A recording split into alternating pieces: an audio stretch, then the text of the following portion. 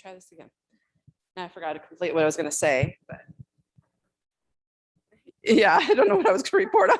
Anyway, Housing Summit, for those that did sign up, is coming up on the 14th. So I did turn in your City Hall emails to the Housing Summit people. So be sure and check those to make sure that they didn't send you something about that.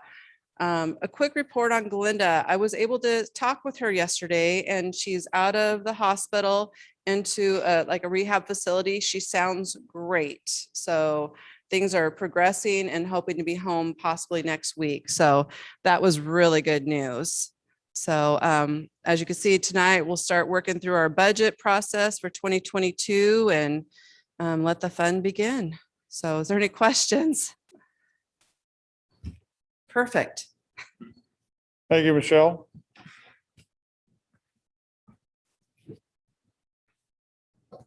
Okay, that covers everything in department reports. We have a public hearing special presentation.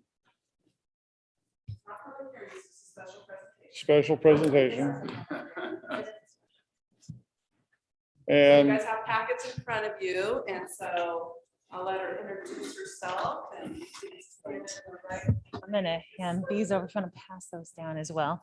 All right, where's my mark? Okay. Great. Is the mic working okay? Okay, excellent. Am I in the right place? Hey, 2 for 2. We're already off to a good start. We should just be done right now. My name is Andrea Toledo, and I'm here to represent the Energy Innovation Coalition. We'll keep this pretty simple. I'd like to give you a little information and then extend an invitation to you. So the Energy Innovation Coalition is kind of a relatively new entity here in our community. I'd like to tell you a little bit about how we got our start. I work in my day job. I'm Community Relations Director for Twin Transit. And anyone who's driven through Centralia and seen the park and ride off on Mellon Street there has seen our new e-transit station. That was an effort that we have just been heading full steam toward now for, well, really, it's been a year and a half, but more like 10 years, in the making. And our goal there was to try and bring clean energy technology to our community. Things like electric buses are a lot cheaper to run. They're a lot more enjoyable to ride. They're also much cheaper to maintain, much more affordable for our taxpayers. So it's just a win across all fronts. So we built this e-transit station as a way to keep those bump charged throughout the day, maintain the battery levels, and then also provide electric car charging for our community, provide a place for people to come and park their car, hop on a bike path, go for a ride, or meet a van pool, really kind of turn it into this gem for our community was our goal. But as soon as we kind of finished and started wrapping up that project, we looked around and we realized that there were a lot of projects like ours going on. We have the wind farm up there, and Providence just finished putting the largest solar array of any healthcare provider in Washington State on their roof. You may know that the Chehalis Airport was selected as a test site for electric aviation. So that's just a few of them, and there's more in your packet there. But we started seeing all these cool projects popping up all over our community, and it kind of got us thinking, instead of just having all these one-off projects, what if we all group together? Couldn't we be more powerful, if we were one entity? And so that's really how the Energy Innovation Coalition was formed. So we have membership of a lot of the organizations that I mentioned, plus many more that you can see in your packet there, that we meet regularly, and we try and come up with ways, talk about projects that are underway, come up with ways that we can help drive clean energy innovation forward in our community. Also, you'll notice that you have along with your pack, you also have a report that's going to do a deeper dive into what we've been up to for the last 3 or 4 months or so. But I want to keep our focus on just really our goal, and the whole report. It's, if you're looking for some reading late at night and you're just trying to fall asleep, that may be a good way to get you there. But if you're looking to just kind of get a real quick version of what our vision is, it's to create prosperity through clean energy innovation. And you can see in your packet here this map that we have of all the different projects that are already happening here in Lewis County.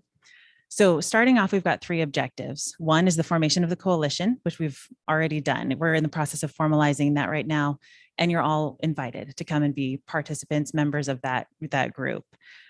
2 is we're working to create an energy innovation center here in our community, which will be a place for people to come, businesses to come if they're looking to start incorporating clean energy technologies, and also a place that goes out and works, with our Economic Alliance of Lewis County, which was formerly the EDC, to bring business into our community. Not just any business, but businesses that have good, high-paying jobs that can bring living wage jobs here to our community. And then thirdly, our goal is to develop high-scale or large-scale, high-impact projects. So like the ones we've kind of already mentioned, but more and in a coordinated and concerted effort. So that report that I mentioned is really kind of the culmination of the last 3 months of planning, trying to move toward this. And now we're getting ready for phase 2, which is also included in your report, where we start actually enacting a lot of these goals. So you probably are already kind of familiar with a lot of these kind of concepts, but I wanted to talk about a couple places in the world that are already doing these kind of things, just because it can seem kind of grandiose, or is this even possible? Could we even do it here? But it's already being done in several other places. So there's Hydrogen Valley in the Netherlands, which is a remarkably successful effort that uses hydrogen and clean energy technologies for everything from, fueling their transportation to heating homes, storage, income. They sell it on the market. Been remarkably successful. Carson, California is another location that's kind of built their identity around this. And I think here in Lewis County, we know, we come from lumber and we come from coal with TransAlta. This is just another iteration of our identity that will keep bringing opportunities to our community. So I think as we see transitioning, through some of the changes that we know are coming, this can be a really good opportunity to keep bringing those good things here. And you'll see if you go to our website, which is innovatingcleanenergy.com, you'll see a couple of really cool videos about those other communities that can paint you a picture of what we're looking at. So we already have a pretty great start on this. We applied for a few months back and were awarded legislative funding to build the first hydrogen refueling station in in Western Washington State. And it'll be over on the Port of Chehalis. So that'll be here this time next year. So we're looking to try and take that opportunity and then develop it even into bigger projects. And that's something that we're going to be discussing at the meeting that I'm going to invite you to at the end of this call, which is also on the card that I handed out. But really exciting things to come. So you're going to want to come and not miss that. And then just kind of a wraparound of why we're doing this, what this is for. Because I think a lot of people hear, clean energy technology, it's this altruistic thing. And, it can be, but it also means grant dollars coming into our community and jobs coming into our community. Like I mentioned before, high paying jobs. And the reason that we're here is that this is not a centralized thing. This is not just for the Twin Cities. It's not for urban epicenters. It's for our whole community. And that means that your community can play a huge role in that. And there may even be times where, you hear presentations from business owners here that want to start incorporating these technologies, or businesses that want to come here to your community. And this is a place where you can send them and say, yes, look, we already have all these resources for you. This is a community that will welcome you and will make sure that you're successful. So we really want you to come and be at our table. And that's why we're here kind of in the early stages, is to make sure that you know what we're up to and that you're invited to come be a part of it. So I think on the last page here, we've got information on the meeting and then a little bit of detail on our website, which I'd really encourage you to come visit, just innovatingcleanenergy.com. And then there's contact information on there as well. So you can reach out. Does anyone have any questions? Great. All right. Well, thank you very much. I really appreciate it. Thank you.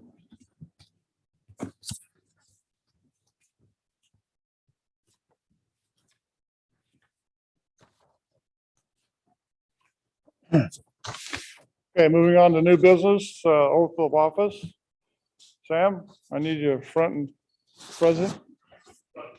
Front and center, or you want to stand over there? So you'd be in the camera. You want to do it up here? Take the mask off so I can hear it better. Okay, I got the oath of office. So I need to raise your right hand and repeat after me. I, Samuel Patrick, do solemnly swear do solemnly swear or affirm that I am a citizen of the United States, or affirm that I am a citizen of the United States, the state of Washington, the state of Washington, that I will support the Constitution that I will support the Constitution and the laws of the United States, and the laws of the United States, the will to the best of my judgment, and will to the best of my judgment, skill, and ability, skill, and ability, truly, faithfully, truly and faithfully, diligently, and impartial, diligently and impartial, perform the duties perform the duties of the position of police chief of the position of police chief for the city of Toledo, of the city of Toledo, Lewis County, Washington, Lewis County, Washington, as such duties are prescribed by law, as such duties are subscribed by law, so help me God. so help me God. Thank you, sir.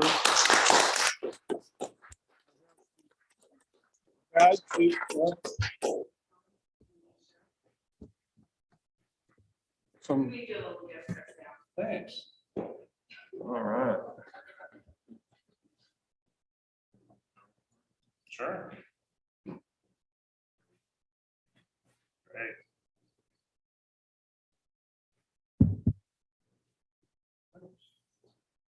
don't poke him.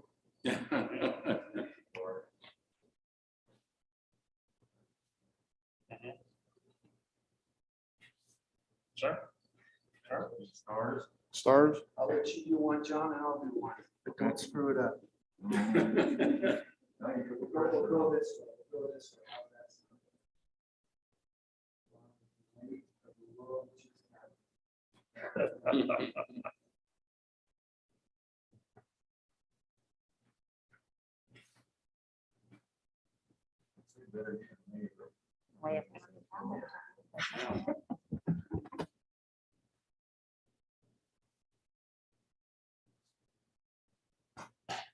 Sure. Chief. Sam, all I got for you is a cup. That's okay, Mayor. Congratulations. Congratulations. Congratulations. Sure.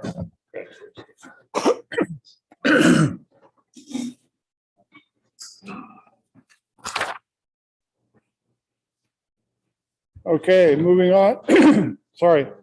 Moving on to new business. Number 2 is a water leak reduction request. It's in your packets. I'll entertain a motion, then we'll have some discussion.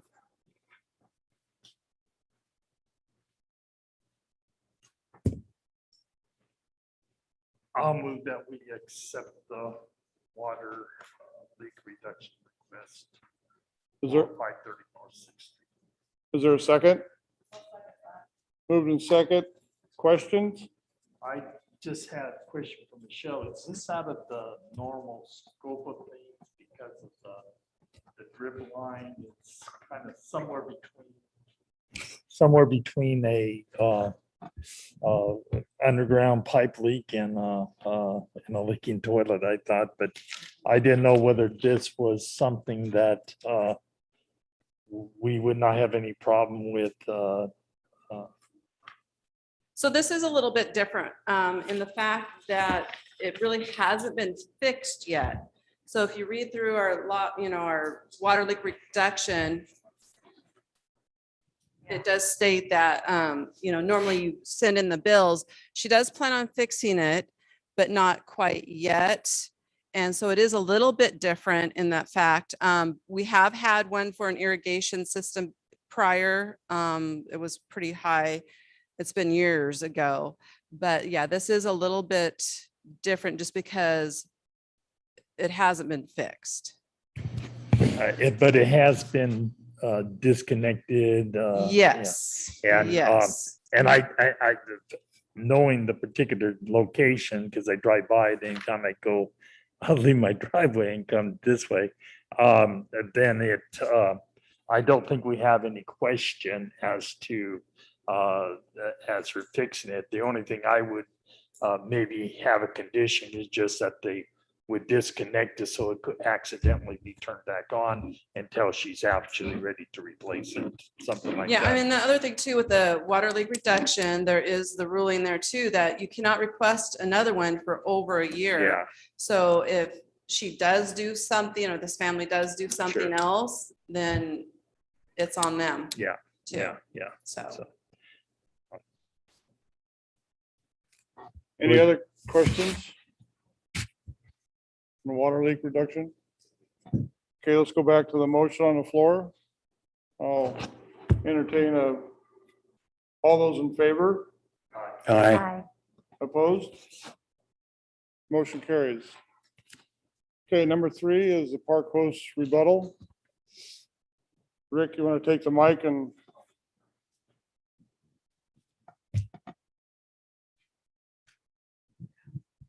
Well, I'm here because I'm a little confused.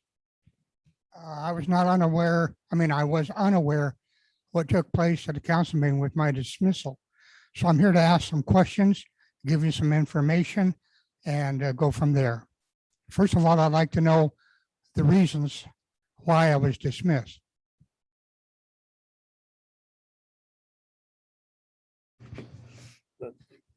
If I can address something, Rick, I think that we have a contract that has been in effect for the last 6 years, I believe. There's a desire on the part of the city to change the scope of that contract. So in order to change the scope of the contract, the only thing we could do is terminate the existing contract. Some of the things that will be added will probably have to have some other negotiation, but there are some additional tasks that at this point in time, when the contract was written originally, the agreement was that it would be taken and either party, you or the city, could terminate it with the 30-day notice to you, and then you need to be moved within the 30 days, or that we need to accept the fact that you're leaving if you're the one that terminated. And that there wasn't any accountability to give a reasoning why as far as the termination. Now, the new contract will have terms on it. And if whenever that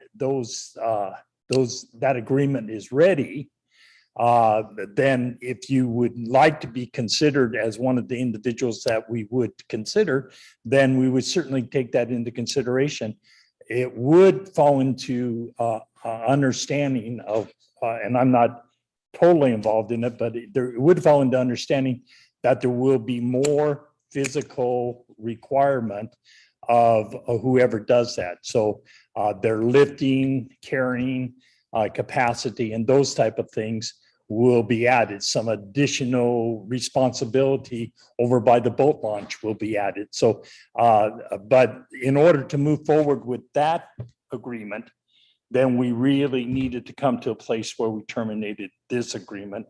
So it isn't, I think that the city would agree that that it isn't a reflection upon you or your service up to this point in time, as much as the fact as to whether or not there's an ability for you to fulfill the agreement that we have in place now, because there's been times in the past year where we had to hire some additional help.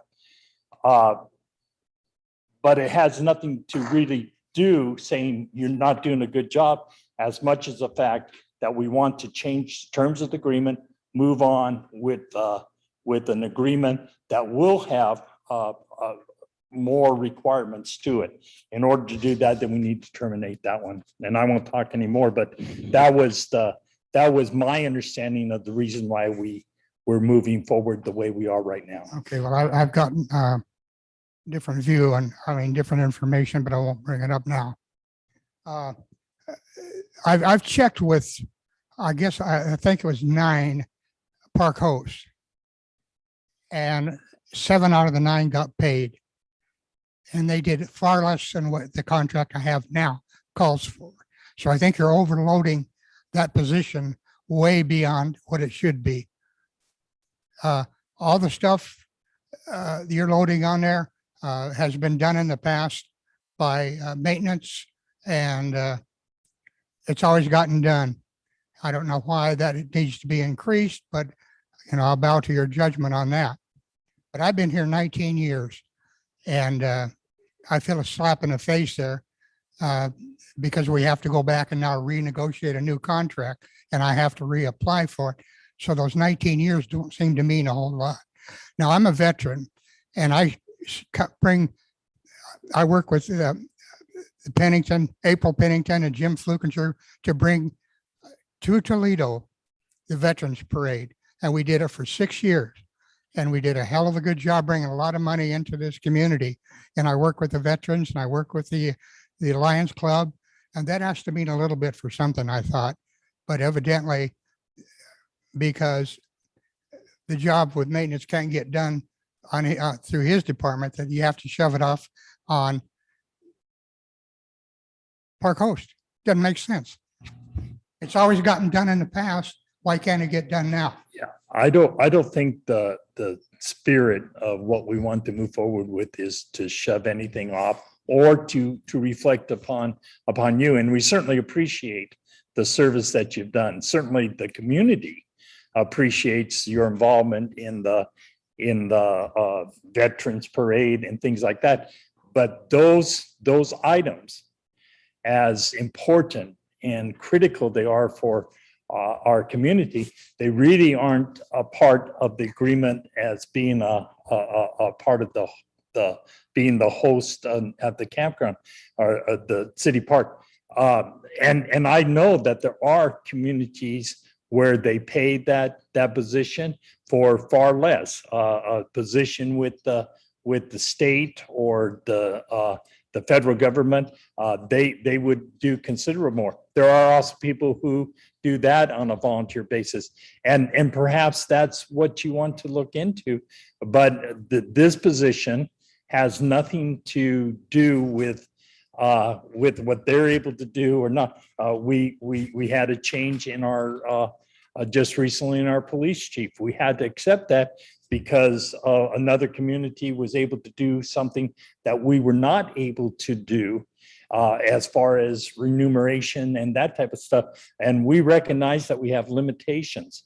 One of the things that we might have a very, very difficult time to find somebody who will do as much as you did.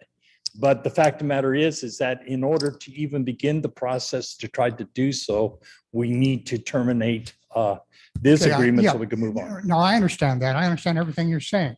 It's just that it puts me in an awkward position.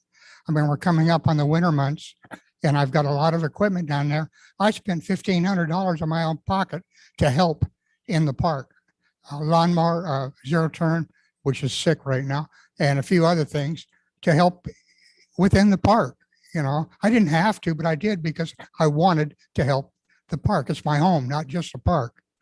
And so I understand what you're saying. Should I not get the job, I'm going to reapply, but should I not get it, how much time do I have?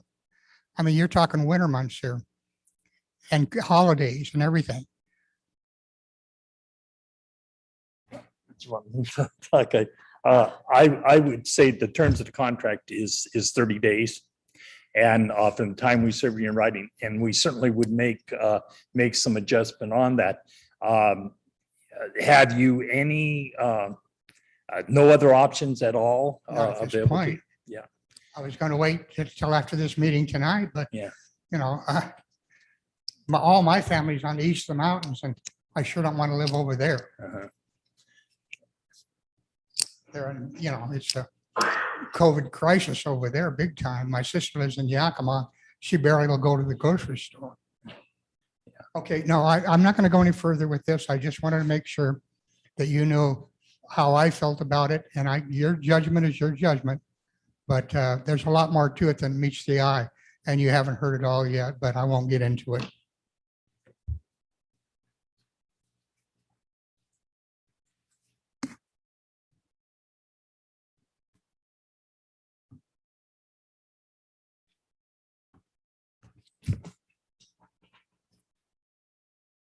Do we want to have a motion to address this, or what do you guys want to do? I think we need to establish a 30-day period of time. It is in the contract. And as much as I don't want to make this a personal issue, we need to divorce feelings from fact. I live downtown. I live 3 blocks away from the park. I feel that unfortunately, he has not been doing what is said in the contract. I went down 2 days ago to go check, and I am disappointed, to say the very least. I think he has done a great job in the past, and he deserves every effort, with the new contract to reapply. And I think that we need to make that, motion to go ahead and start those 30 days. So everything you said, Emily, is a motion? I guess so. Oh, I move that we start the 30-day, enact 30 days. What does it say here? I'm not good at this. I need to. Okay, here we go. We give 30 days written notice of today to terminate the position that Rick holds for park host. Okay, it's been moved in second. Any more discussion on it? Well, the question I have is, before we terminate this position or this person, do we already have something in writing or formulated about these changes that we want to add to this, that we're not given 30 days and then we're trying to figure out a description of the new position? If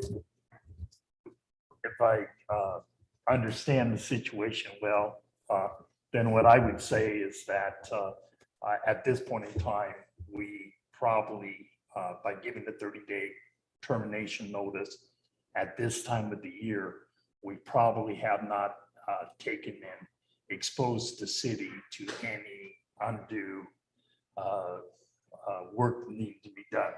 Because at this point in time, what the agreement we have right now is in its leaner months. Right. And so the time is more, the agreement at this point in time provides a room for him to stay in and very little in return for it.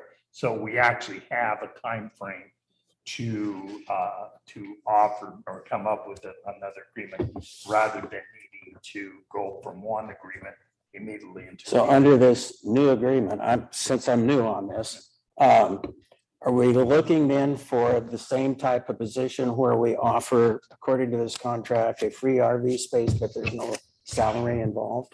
We don't know because I think they're going to discuss. Yeah, if I can interrupt real quick. So the park board is working on the agreement and they are almost finished with it. Then it will be presented to the council. And it's up to the council to accept this new agreement or not, or to make changes to it. So the park board is working on it currently. So hypothetically, if we give the 30-day notice, but then we disagree with the new description, shouldn't we have the description approved before we terminate?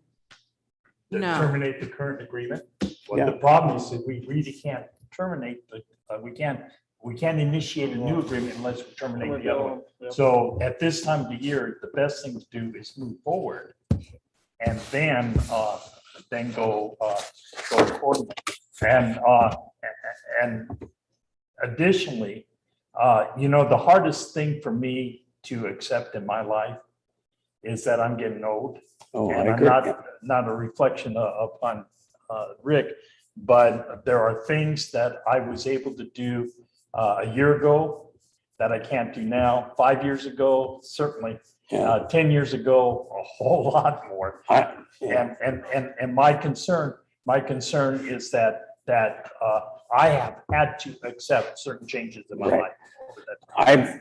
Gary, I want to add one more thing. We're going to close the park for winter too.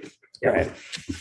I guess basically my question is, I have no problem with this. Are we doing it in the proper order of how I we're, think it's the only way. okay, that's all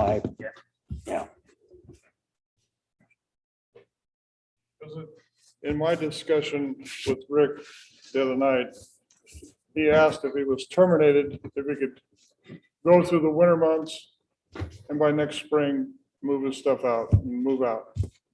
I said it's got to be taken toward the council. So there's another call on the days and against the contract and everything else, so. Like I said, it's gonna be closed for the winter months here shortly, probably next month. The rain start in, we're just kind of leaving it open for now until we really get lots of rain. Otherwise, we still got campsites we can rent out and the park's open. I also think that, Rick's got the RV donated to him by the Lions Club, and I'm sure that the Lions Club would be able to, I'm not sure, but if it was brought before them, it's possible that someone would be able to help him. And I think I'm not sure when the next meeting is. It's sometime soon. That could be something that's brought up then as well, so that he would have options. So I have a question. 30 days, if he has nowhere to go in that 30 days, can he move into a campsite? And how long, what is our deal on campsites? Like if he has nowhere else to go, there are campsites. If the park's closed, can he use a campsite or are we just closed? This, just a question. I'm thinking that if So we're the closed, we're campsite, closed. the campsite rules are 14 days Okay, and then you have to be out for like 30. but what if we are closing the park? No, normally we don't have campers in there. In the past, there was some hunters that requested to be in the, to camp in there, and it came before council and the council did agree to it. So there's always, I guess, changes that could be made, but it has to be brought before the council and they paid for it too. Well, no, So- that was my other question is, then what is the cost of a campsite? Right now they're $27 a night. Didn't we have the farmers at Walsh's Farm stay there? through Not the- during the winter. It was Not during- during the summertime and they did stay more than the 14 days, Right. but that also, it came before the council. Yep. And at that time, our campground actually wasn't used as much as it is currently. I mean, it's been used a lot over this last summer. And so, If I can just add some background, show you about, a couple months before you joined the council, we had an individual that wanted to move his camper into the campground so that his children could attend school. And at that point in time, I asked him if he had to consider other options. And he said that he had not.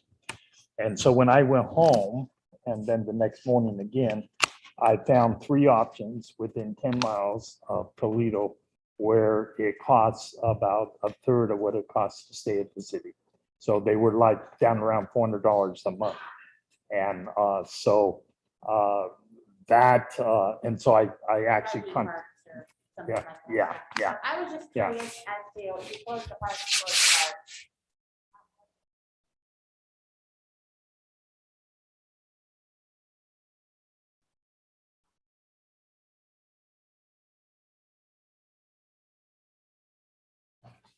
Okay, we have any other discussions?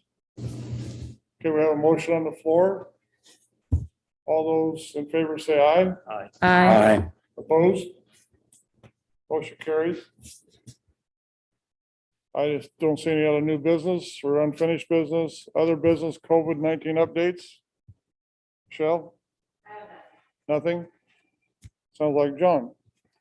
That sounds good. That's all I have. Any public input? Nothing? Then I'll entertain a motion to adjourn. I move we adjourn. I hear a second. Second that. Moved and second to adjourn. All those in favor, please say aye. Aye. Opposed? Motion carries. Meeting adjourned. Thank everybody for coming.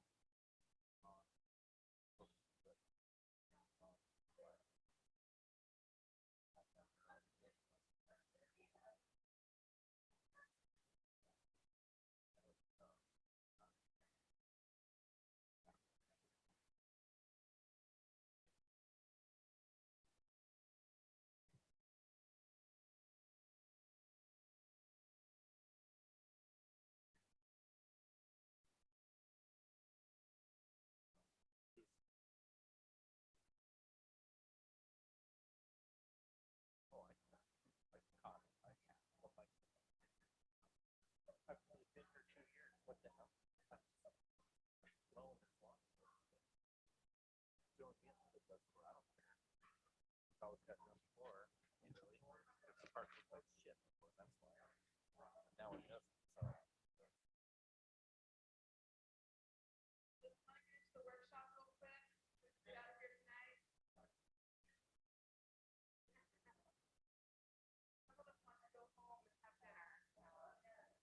I have like a hot mess at my house. It's a hot mess.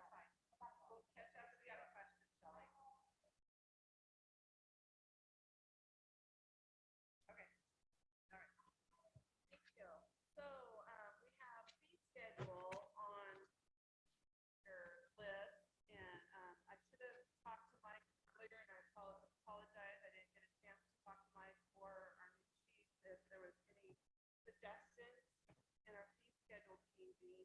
So this is something though, like I've explained, this is just a workshop, so this is ongoing, so they might bring more information on what we discussed tonight at a later time, and then you will vote on it when you do the budget. So this is, kind of a flowing thing right now, but it's for you to see too what our fee schedules are, and like I said, if anybody has any suggestions, they will bring them before you.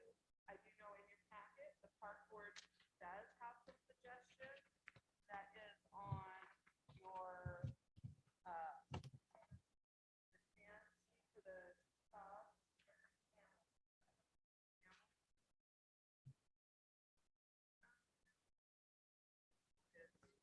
Is it blue? Thank you. Yes, it is blue. Yes, thank you, blue. So they are suggesting no increase on the kitchen rental, no increase on the special permit, no increase on the boat launch. They are suggesting a slight increase to your camping fees of $3 with the RV with a hookup, $3 with RV with no hookup, and a tent of $3, and a new charge for the overnight vehicle. So if somebody does come in with free vehicles, they get charged $5 a night for that extra vehicle.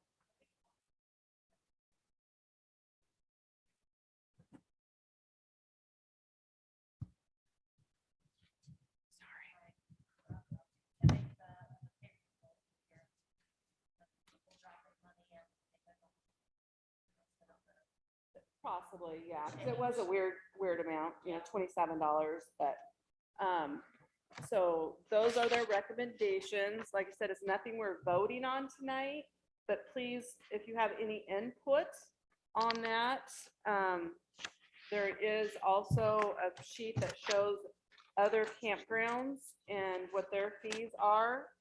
So I don't know, how much you guys had a chance to look over this in their kitchen shelter. So please keep this information. We'll have a workshop at the next meeting too. We'll go over fees again. If you have any suggestions, or if you just don't like these suggestions, you need to let us know before we put it in a budget. So that is that on fee schedules. The park went ahead and did do a really good breakdown of their revenue and expenditures for the year.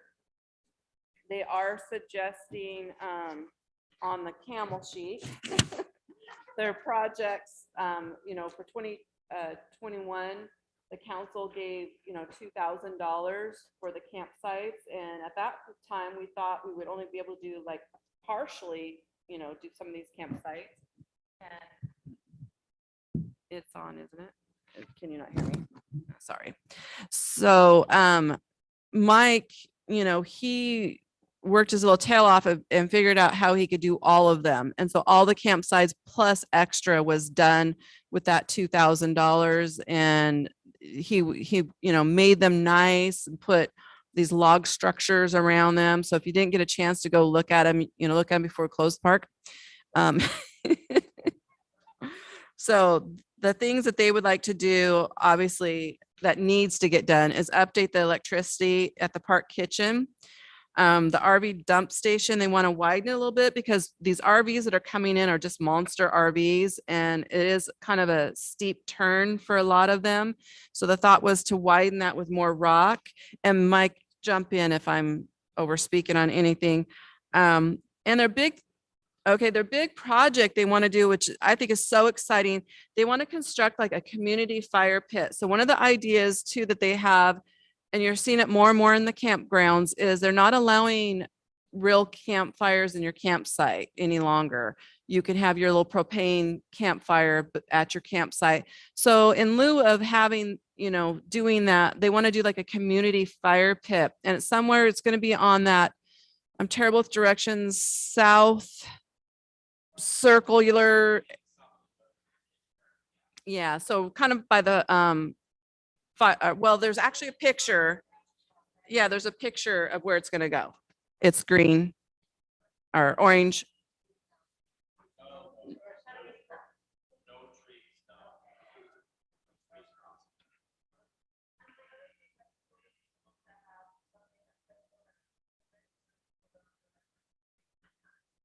No. My I worry don't- would be little kids, because the little kids are coming off the playground, run right through there and. Well, it might be lacerate their something feet. that a park host is going to be checking on. Yeah, wouldn't that be nice? Yeah, that would be. That's, So, and then tent campsites. I know they can't, but they do. To add number posts and extra parking area. So these are some things that they're, and then like the new tent sites. So if you look on the back side of the sheet, she has highlighted these different things that they would like to see happen.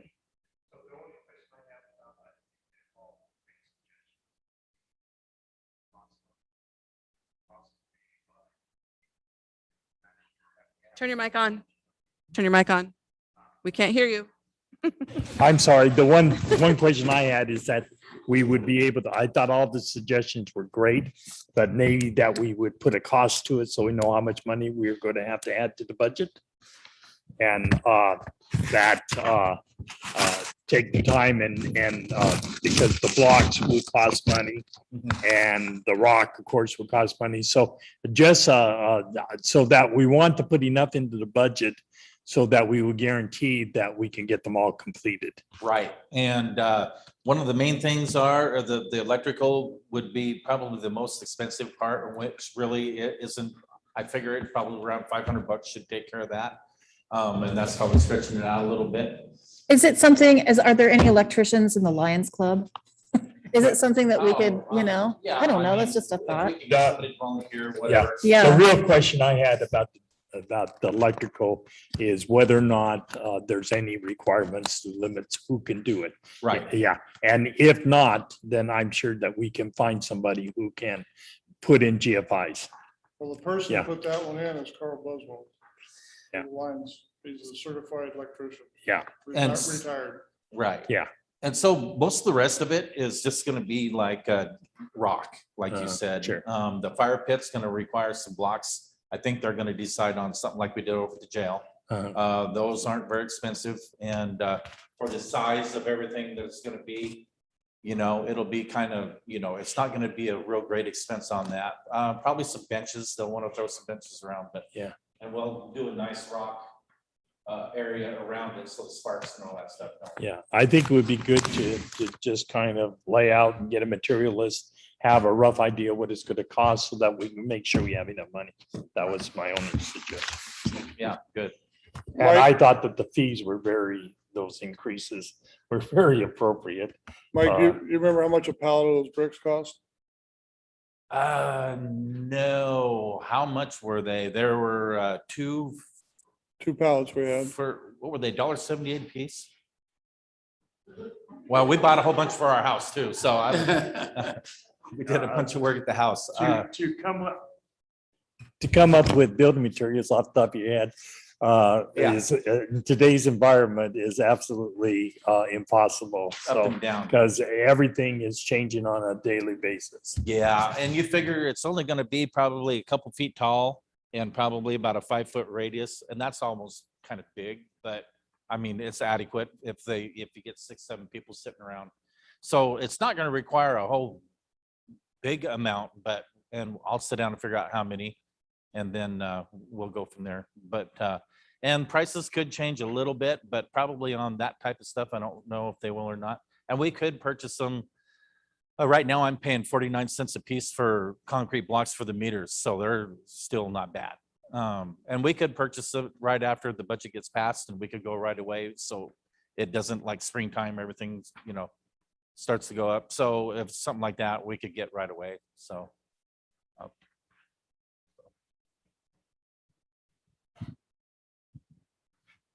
So the other thing that we have on here is council policies. And so it's something that we do try to look at every year. So if you guys had a chance to peruse through the council policies, if there's any suggestions, the cover sheet of it, we do have a list of all of our policies. I don't really foresee that too much needs to be changed. I may have a couple changes into the personnel policies just because our state government has changed some of the things, so we'll have to adapt a few little things there, tweak a little few things there. Other than that, most of our policies are pretty good. There may be some new policies added, but the big thing I know, there's a lot of information in just council policies. So if you guys had any suggestions or changes or had any questions about what's what,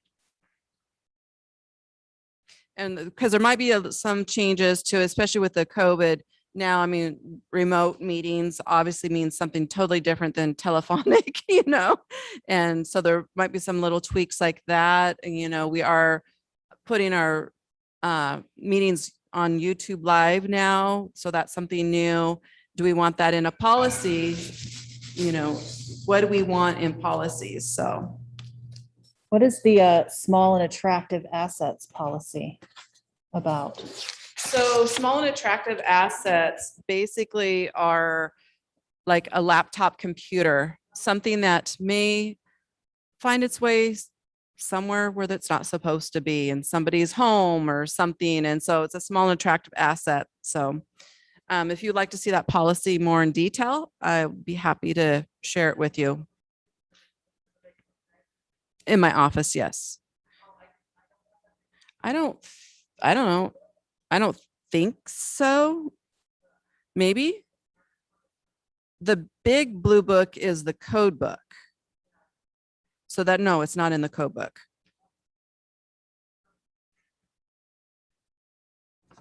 Hey, Michelle, could I ask you about, I'm not familiar with the boat launch.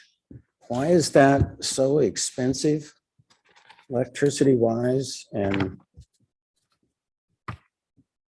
It's just what our electric bill is there. There's, some lights. It includes the gazebo. So the gazebo has lights on it. and they're on timers, right? Yeah, I don't even know if the outside ones are on currently, but so it's in the bathrooms, there used to be heaters, but they kept getting stolen. And so there is no heat no longer in those bathrooms, but it just, yeah, for lights, basically.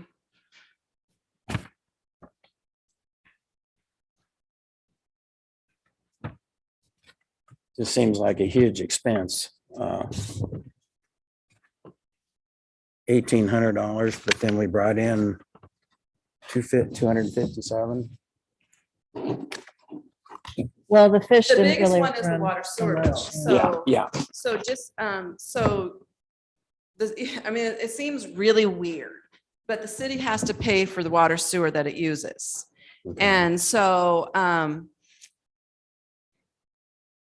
because you can't take from one department and you have to, you have to pay for everything you use. Right, The water right. sewer is kind of on its own little Yeah, island. yeah. And so That you one have ju- to, so the biggest expense is water sewer for the restrooms Yeah. there.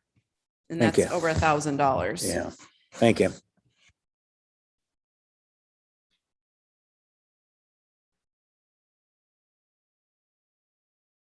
And this year there was no fish, so not a lot of people bought boat launch passes.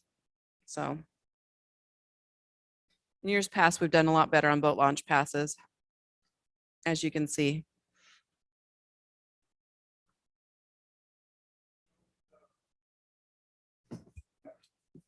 For the water and sewer late fee threshold policy, is that would that be related to like the tenants nowadays where they quit paying their water and sewer and we have to bite the bullet on that? Or can They'll be paying.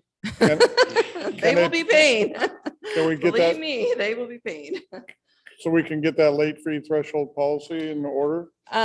Yeah, just because of our state has done some different things with COVID, some of these policies we couldn't adhere to, because the state kind of overrid what our policy was. So, yeah. I don't think it's something we should change, but on the tenant utility policy, basically what that states is that if I own a home, but I want it in the tenant's name, I'm still responsible for that bill. So if the tenant doesn't pay it, I, as the homeowner, will be responsible, and they have to sign off on paperwork that says they will pay it. So that's what that one is. So.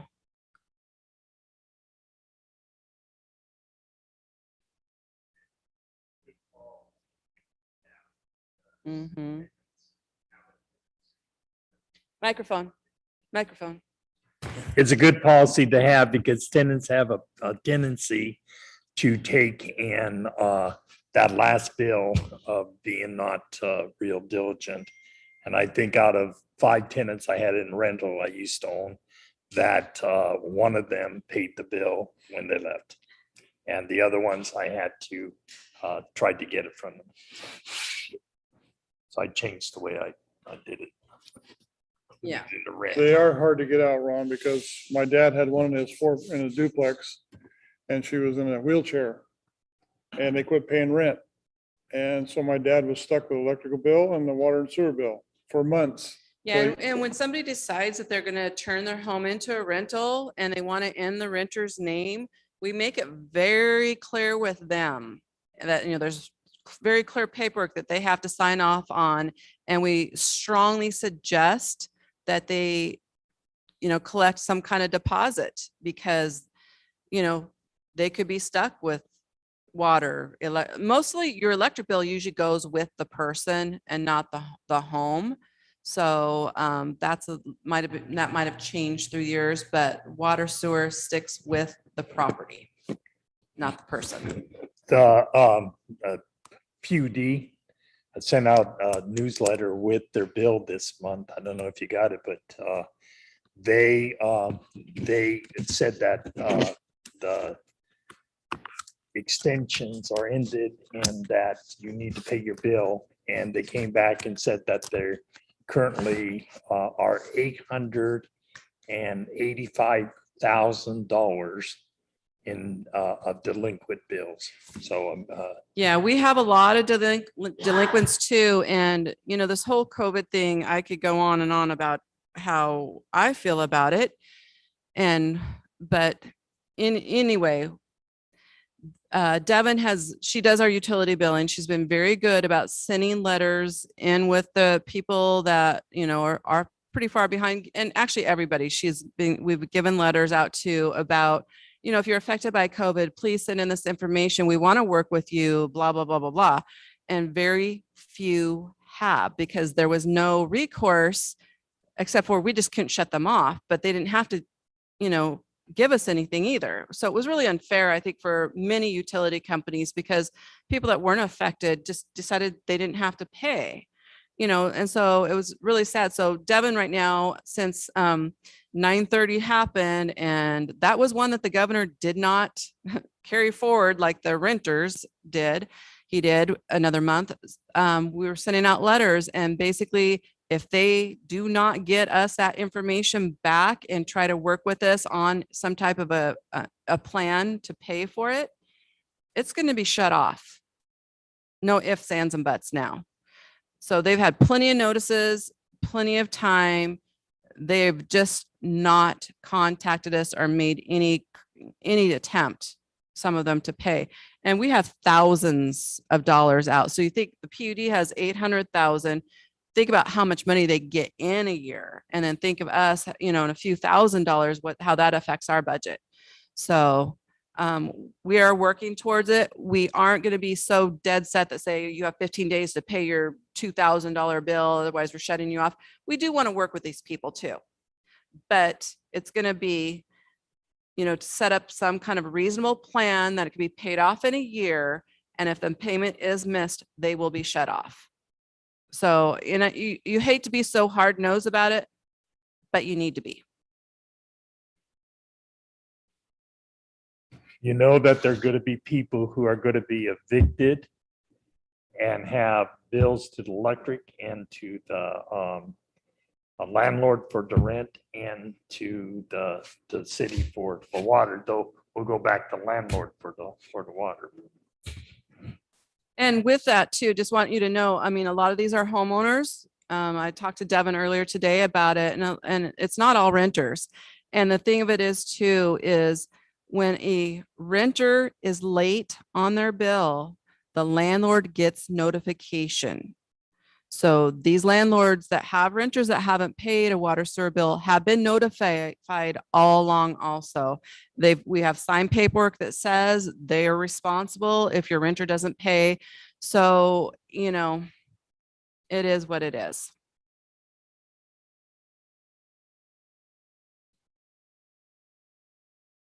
So that's all I have for tonight. And we'll start working through some revenues at our next council meeting.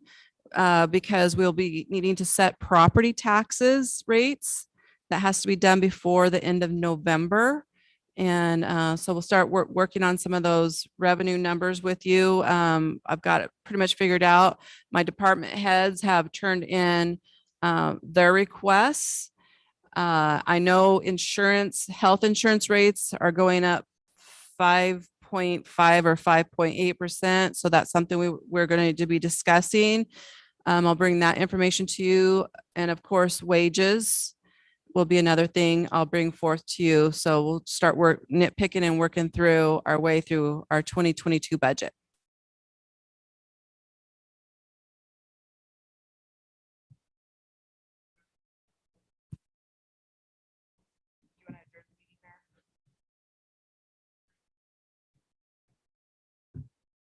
No, you just need to close it.